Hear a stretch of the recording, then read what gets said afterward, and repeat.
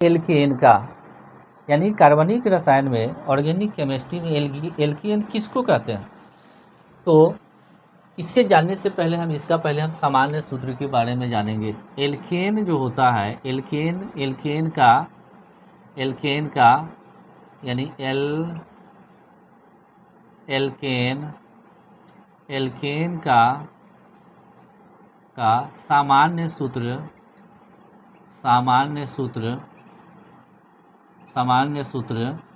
CnH2n+2 होता है, जहाँ n बराबर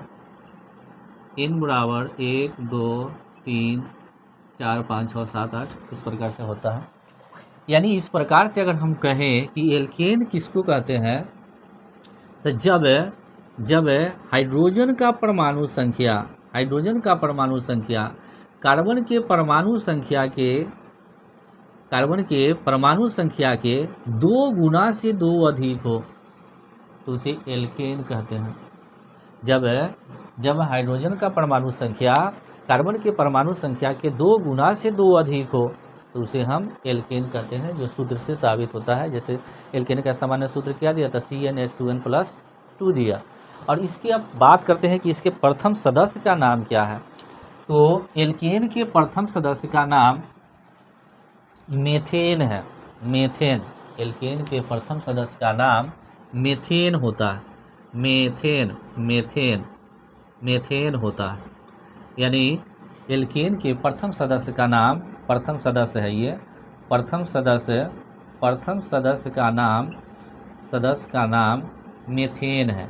अगर हम बात करें कि मेथेन जो बोलते हैं तो मेथ जोड़ एन बोलाता है।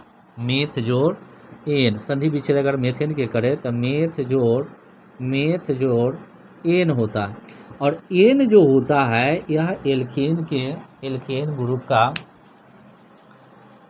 नेम एंडिंग होता है। नाम के अंत में एन बोला जाता है। यदि हम कोई कंपाउंड बोलते हैं, उस कंपाउंड या उस यौगिक के नाम के अंत में यदि एन बोलाता है तो हम समझ जाएंगे कि वह एल्केन ग्रुप का है, एल्केन समूह का है।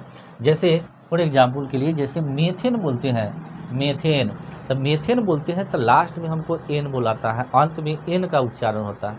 जैसे methane, ethane, propane, butane, pentane, hexane, heptane, octane, nonane, decane, undecane, dodecane, इस प्रकार से ट्राइडेकेन, इस प्रकार से हम उच्चारण करते हैं। तो लास्ट में एन का उच्चारण अगर हो तो हम समझ जाएंगे कि वह एल्केन ग्रुप का ही है। अगर एल्केन ग्रुप का है तो उस यौगिक का हम रासायनिक सूत्र इस सामान्य सूत्र के आधार पर भी बना सकते हैं, अथवा कुछ ट्रिक है जो ट्रिक के आधार पर भी बना सकते हैं। जैसे मेथ का मतलब हम जानते हैं कि मेथ का मतलब 1 कार्बन, एथ का मतलब 2 कार्बन, प्रोप का मतलब 3 कार्बन, ब्यूट का मतलब 4 कार्बन, पेंट का मतलब 5 कार्बन, हेक्स का मतलब 6 कार्बन, और हेप्ट का मतलब 7 कार्बन, ऑक्ट का मतलब 8 कार्बन, नॉन का मतलब 9 कार्बन, डेक का मतलब 10 कार्बनों का समूह होता है। यानी मेथ कह रहा है तो मेथ का मतलब अगर हम थोड़ा सा बात करें कि इसको ट्रिक के आधार पर अगर सजाया जाए तो मेथ का मतलब 1 कार्बन होता है। 1 कार्बन है। एन का मतलब हम जानते हैं कि एन का मतलब सिंगल बॉन्ड होता है, इन का मतलब डबल बॉन्ड होता है, और आइन का मतलब ट्रिपल बॉन्ड होता है, जो याद रखना है। यानी ये सिंगल बॉन्ड है तो सिंगल बॉन्ड को हम एन से जानते हैं। एन का मतलब सिंगल बॉन्ड, जैसे मान लिया कि एन का मतलब सिंगल बॉन्ड, इन का मतलब डबल बॉन्ड, और आइन का मतलब जो होता है ट्रिपल बॉन्ड होता है। तो ये बात हमको याद रखना चाहिए, ये बात हमको याद रहनी चाहिए कि एन का मतलब सिंगल बॉन्ड, एन का मतलब डबल बॉन्ड, और आइन का मतलब ट्रिपल बॉन्ड होता है। तो चलिए इस ट्रिक के आधार पर हम जानते हैं। जैसे मेथ का मतलब तो 1 कार्बन, एन का मतलब हो गया सिंगल बॉन्ड। तो कार्बन कितना बॉन्ड बनाता है, तो कार्बन जो होता है वह 4 बॉन्ड बनाता है, और चारों के चारों एन है तो चारों के चारों सिंगल बॉन्ड बनाएगा, सिंगल बॉन्ड बनाया। अब कहा कि जब 4 बॉन्ड बनाया तो इस मेथेन का सामान्य रासायनिक सूत्र क्या होगा, तो 4 बॉन्ड जो बनाएगा तो जिससे हम थोड़ा देर के लिए अगर इसको याद रखें कि कार्बन जो होता है, कार्बन C से कार्बन होता है C4 कनिया होता है। जैसे मान लिया कि कनिया को अगर किसी चीज़ की कमी हो तो उस कमी को पूर्ति करने के लिए वह किसको याद करेगी, तो अपने हस्बैंड को याद करेगी और हस्बैंड से ही कहेगी कि हमारी किसी सामान की अगर ज़रूरत है तो हमको इसको पूर्ति कर दीजिए। तो कहा कि ये जो सिंगल कार्बन जो बॉन्ड बनाता है तो इसकी स्थान पर कौन से एलिमेंट आएगा, तो हमको कोई एलिमेंट याद नहीं रखना है, सिर्फ हाइड्रोजन को याद रखना है, क्योंकि हम जानते हैं हाइड्रोकार्बन के बारे में, है कि नहीं, कार्बन और हाइड्रोजन के बारे में ही चर्चा करना है। तो जैसे यहाँ भी H हो गया, यहाँ भी H हो गया और यहाँ भी H हो गया और यहाँ भी H हो गया, तो इस प्रकार से इसका सामान्य सूत्र क्या है, रासायनिक सूत्र क्या बन गया, तो कार्बन 1 है, हाइड्रोजन कितना हो गया, तो 4 हो गया। तो इस प्रकार से मेथिन का रासायनिक सूत्र क्या हो गया, CH4। अगर कहे एथेन, एथेन तो एथ जोड़ एन होता है। एथ का मतलब एथ जोड़ एन। अब एथ का मतलब हम जान गए कि एथ का मतलब 2 कार्बन है और एन का मतलब डबल बॉन्ड, यानी एन का मतलब सिंगल बॉन्ड। तो ये दोनों कार्बन 4-4 बॉन्ड बनाएगा और सिंगल बॉन्ड के रूप में बनाएगा, एथ का मतलब। तो ये अभी एक बॉन्ड बना रहा है ये कार्बन, तो ये दूसरा हो जाएगा, तीसरा हो जाएगा, चौथा हो जाएगा, फिर ये भी एक के वो बंध बना रहा है कार्बन, तो ये 1 2 3 4 और ये हाइड्रोजन हम यहाँ जहाँ है वहाँ हाइड्रोजन जोड़ देंगे। तो इस प्रकार से हम देख रहे हैं कि इसका सूत्र क्या बन गया, इसका सूत्र बना, कार्बन कितना है, तो 2 कार्बन है तो C2 लिख देंगे, C2, और हाइड्रोजन कितना दिख रहा है, तो 6 हाइड्रोजन दिख रहा है, तो H6 हो जाएगा। अगर हम बात करें प्रोपेन का, प्रोपेन की बात करें तो प्रोप जोड़ एन होता है, प्रोप जोड़ एन, प्रोपेन। अब प्रोप का मतलब क्या था, प्रोप का मतलब 3 कार्बन। अब 3 कार्बन का हम एक श्रेणी बनाते हैं, 1 2 3 कार्बन। एन का मतलब क्या, सिंगल बॉन्ड। ये तीनों कार्बन जो होगा, तीनों कार्बन का जो चार बंध बनेगा वह सिंगल बंध ही बनेगा, एकल बंध ही बनेगा। तो चलिए शुरू करते हैं। अब इसको अभी एक बंध दिख रहा है इस कार्बन का, तो इसको 3 बंध चाहिए, तो एक हाइड्रोजन यहाँ लग जाएगा, दूसरा यहाँ लग जाएगा, ये तीसरा हो जाएगा और ये चौथा हो जाएगा। ई कार्बन के अभी 2 बंध बन रहा है, एक आगे है दूसरा पीछे है, तो एक हाइड्रोजन ऊपर डाल देंगे, एक नीचे डाल देंगे। और ई कार्बन का अभी सिंगल बॉन्ड, एक ही को बॉन्ड दिख रहा है, तो इसको हमको 4 बंध बनना चाहिए, तो एक हाइड्रोजन फिर ऊपर डाल देते हैं, फिर एक इधर डाल देते हैं, फिर नीचे एक डाल देते हैं। तो इस प्रकार से हम देखते हैं क्या कि प्रोपेन में कार्बन कै को नज़र आता है, तो 3 कार्बन नज़र आता है, तो C3 हो जाएगा। और हाइड्रोजन कितना नज़र आ रहा है, तो 1 2 3 4 5 6 7 8 नज़र आ रहा है, यानी H कितना हो जाएगा, 8 हो जाएगा। तो इस प्रकार से हम कह सकते हैं कि प्रोपेन का सामान्य सूत्र, प्रोपेन का रासायनिक सूत्र जो होता है वह C3H8 होगा, C3H8 होता है। अगर हम बात करें फिर आगे, जैसे कहे ब्यूटेन की बात करें, ब्यूटेन तो ब्यूट जोड़ एन होता है, ब्यूट जोड़ एन। अब हम बात करते हैं कि ब्यूट का मतलब क्या था, ब्यूट का मतलब 4 कार्बन, तो 1 2 3 4। ये चारों कार्बन अर्थात चारों कार्बन में ये चार कार्बन का एक श्रेणी बना। इस सीरीज में प्रत्येक कार्बन 4-4 बंध बनाएगा। तो चलिए, ई कार्बन अभी देख रहे हैं कि एक ही वो बंध बना रहा है, ई कार्बन देख रहे हैं कि 2 बंध बना रहा है, ये भी कार्बन 2 बंध बना रहा है। तो चलिए 4-4 पूरा करते हैं। तो चलिए, इस कार्बन का अभी एक दिख रहा है, तो ये दूसरा हो जाएगा, फिर ये तीसरा हो गया और ये चौथा हो गया। अब ये फिर ये कार्बन अभी 2 बना रहा है, तो ऊपर में एक हाइड्रोजन डाल दे देंगे, 3 हो जाएगा, नीचे डाल देंगे तो 4 हो जाएगा। ये भी कार्बन जो है से अभी 2 बंध बना रहा है, तो एक ऊपर डाल देते हैं H, एक नीचे H डाल देते हैं। और ई कार्बन जो है से एक अभी दिख रहा है, तो इसको भी ऊपर में एक डाल देते हैं इधर में एक हाइड्रोजन डाल देते हैं, फिर एक इधर में डाल देते हैं। तो इस प्रकार से हम देखते हैं कि प्रत्येक कार्बन के 4 एकल बंध पूर्ण हो जाता है। अब इसका ब्यूटेन का रासायनिक सूत्र क्या आया, तो हम देख रहे हैं कि इसमें 4 कार्बन है, तो C4 हो जाएगा, C4 और H कितना है, हाइड्रोजन कितना है, तो 1 2 3 4 5 6 7 8 9 10, यानी H कितना है, तो H जो है से H10 है, H10 है। यानी ब्यूटेन का अगर कहे कि ब्यूटेन का रासायनिक सूत्र कितना हुआ, तो हम कहेंगे C4H10। अगर हम संकेत में और बात करें, यदि हमारे दिमाग में डिफिनीशन याद है कि एल्केन किसको कहते हैं, तो हम जानते हैं कि हाइड्रोजन का परमाणु संख्या कार्बन के परमाणु संख्या के 2 गुना से 2 अधिक होता है। जैसे मान लिया हम पेंटेन की बात करें, तो पेंट का मतलब 5 कार्बन, तो कार्बन यदि 5 है तो हाइड्रोजन कितना होगा, 2 गुना से 2 अधिक होगा, तो 5 के 2 गुना कितना होगा, तो 5 दूनी 10 और 2 जोड़ देते हैं तो 12, यानी C5H12 हो जाएगा। अगर हेक्सेन की बात करें तो C6 और 6 कार्बन के परमाणु संख्या 6 हो गया, तो हाइड्रोजन का कितना हो जाएगा, तो 6 दूनी 12 और 2 जोड़ देंगे तो 14, माने C6 और H14 हो जाएगा।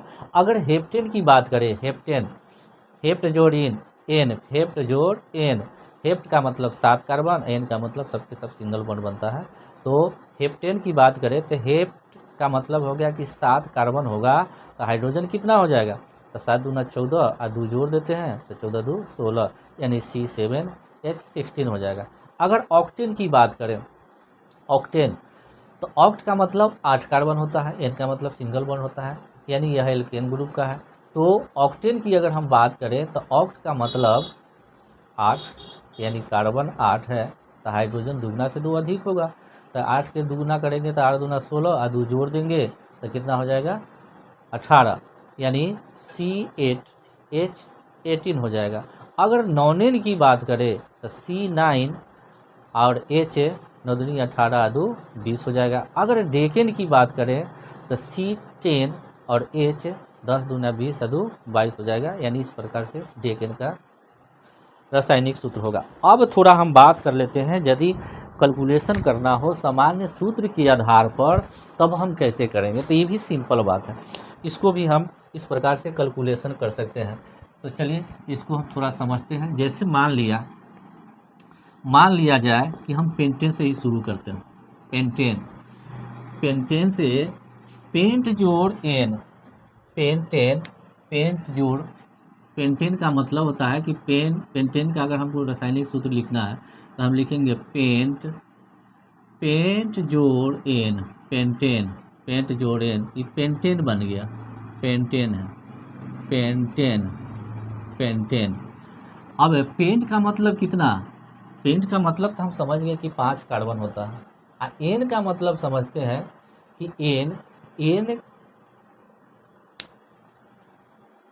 किसका नेम एंडिंग है, किसके नाम के अंत में एन बुलाता है, तो हम समझते हैं क्या कि एन जो होता है वह एल्केन के नाम के अंत में एन का उच्चारण होता है। एल्केन बोलते हैं, एल्केन, एल्क जोड़ एन होता है। यहाँ पर अगर एल्क कहें तो एल्क का मतलब कार्बन से है, यानी C1 C2 C3 C4 C5 C6 C7 C8 C9 से है, और एन का मतलब एल्केन समझे या यहाँ पर सिंगल बॉन्ड समझे। तो चलिए हम यहाँ पर एक बात समझे कि एन का मतलब हम समझ रहे हैं, यहाँ पर हमको समझना है कि एन का मतलब एल्केन है, एल्केन। तो एल्केन है तो एल्केन का सामान्य सूत्र क्या होता है, तो हम जान गए कि CnH2n+2 होता है। पेंट का मतलब हम जान गए कि 5 होता है, तो जहाँ जहाँ एन है वहाँ 5 लिख देंगे, यानी C5, एन की जगह 5 लिखेंगे, एन और एच क्या हो जाएगा, तो 2 × 5 +2, यानी इस प्रकार से हम लिखेंगे C5 और H 5 दूनी 10 और 2 जोड़ दिए तो कितना हो जाएगा 12, यानी इस प्रकार से पेंटेन का रासायनिक सूत्र ये हो जाएगा। अगर बात करें हम हेक्सेन का बात करते हैं, हेक्सेन, तो हेक्सेन जो होता है हेक्स जोड़ एन, हेक्स जोड़ एन बोलते हैं, हेक्स जोड़ एन, एन का मतलब कौन सी, एल्केन, एन का मतलब एल्केन, और एल्केन का सामान्य सूत्र क्या आता है? CnH2n+2। हेक्स का मतलब कितना कार्बन?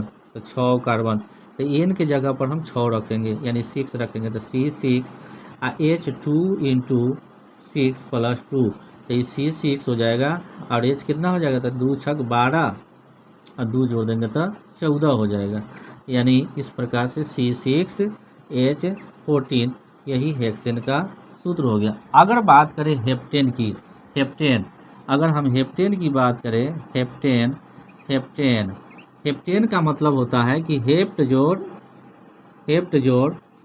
हेप्ट, ऐसे ऑर्गेनिक केमिस्ट्री में अक्सर हम स्मॉल लेटर में लिखा जाता है, कहीं कहीं कैपिटल लिखा जाता है, तो इसको थोड़ा ध्यान देने की ज़रूरत है। हेप्टेन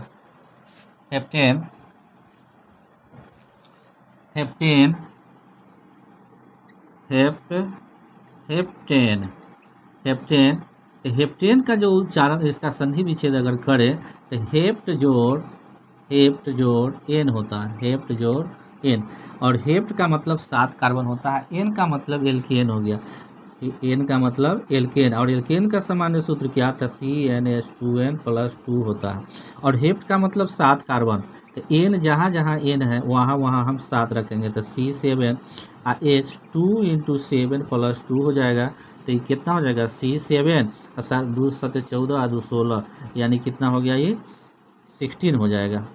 यानी इस प्रकार से हेप्टेन का ये रासायनिक सूत्र हो गया। अगर हम बात करें ऑक्टेन की, तो ऑक्टेन, तो ऑक्ट जोड़ एन,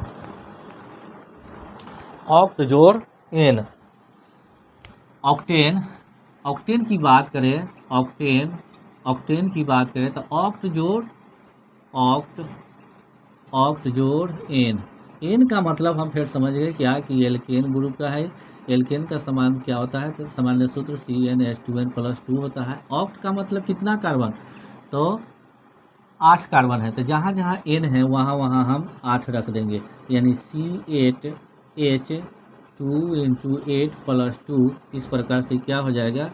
C8 और H कितना? 2 8 16 और 2 जोड़ दिए तक 18, यानी हाइड्रोजन 18 हो जाएगा। इस प्रकार से फिर अगर हम बात करें ऑक्टेन के बाद नोनेन का, नोनेन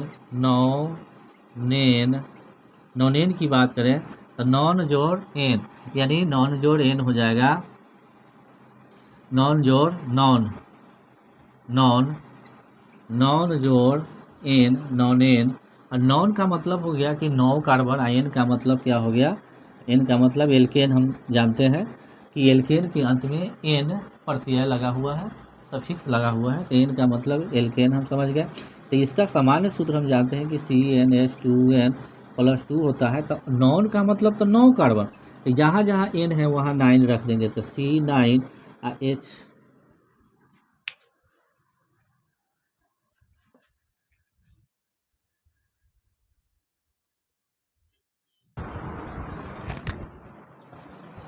बिजली बाबा बार बार गुम हो जाते हैं। चलिए, तो जैसे हमको लिखना है नॉनेन, तो नॉन का मतलब C9 और 2n का मतलब 2 इंटू 9+2, यानी इस प्रकार से हो जाएगा C9 2 9 18 2 20, यानी H कितना हो जाएगा? 20। अब हम बात कर लेते हैं डेकेन की, डेकेन, तो डेक जोड़ एन, डेकेन का मतलब डेक जोड़ एन, एन का मतलब हम समझ गए यहाँ कि ये एल्केन ग्रुप का है। एल्केन का सामान्य सूत्र क्या होता है? तो CnH2n+2 होता है, और डेक का मतलब हो गया 10, डेक का मतलब 10 कार्बनों का एक समूह है, सीरीज है, श्रृंखला है। तो इन की जगह पर हम यहाँ क्या रख देते हैं? C10 और H2 इंटू 10+2, तो ये क्या हो जाएगा? C10 और 2 दहाई 10 और 2 दहाई 20 और 2 22, यानी H कितना? तो 22, यानी H22। इस प्रकार से हम सारे हाइड्रोकार्बन का,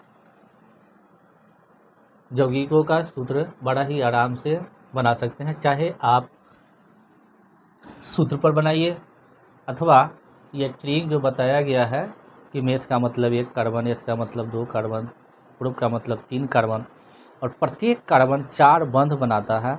अब हमको ध्यान में रखना है कि 4 बंध जो बनाता है तो वह सिंगल बॉन्ड बनाएगा कि डबल बॉन्ड बनाएगा कि ट्रिपल बॉन्ड बनाएगा, तो इसका आपको जानकारी जो होगा वह यौगिक के वर्ग से हो जाएगा। जैसे कहने का मतलब एल्केन के अंत में हम एन बुलाता है, एल्केन के अंत में एन का उच्चारण होता है और एन का मतलब सिंगल बॉन्ड होता है।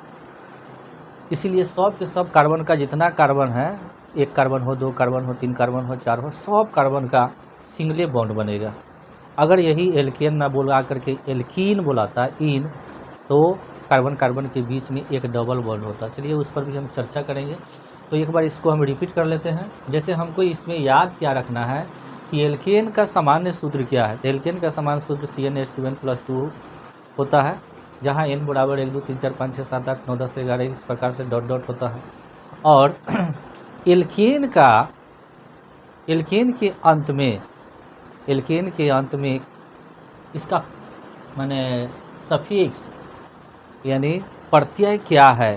तो एल्केन का प्रत्यय जो होता है, एल्केन में कौन सा प्रत्यय है, तो एन प्रत्यय लगा हुआ है, एन प्रत्यय लगा हुआ है। कभी कभी पूछा भी जाता है कि एल्केन का प्रकार्यात्मक समूह क्या है, फंक्शनल ग्रुप क्या है, क्रियाशील समूह क्या है, तो इसको हम एन ही बोलेंगे, यानी सिंगल बॉन्ड होता है ना। एन का मतलब सिंगल बॉन्ड ही होता है।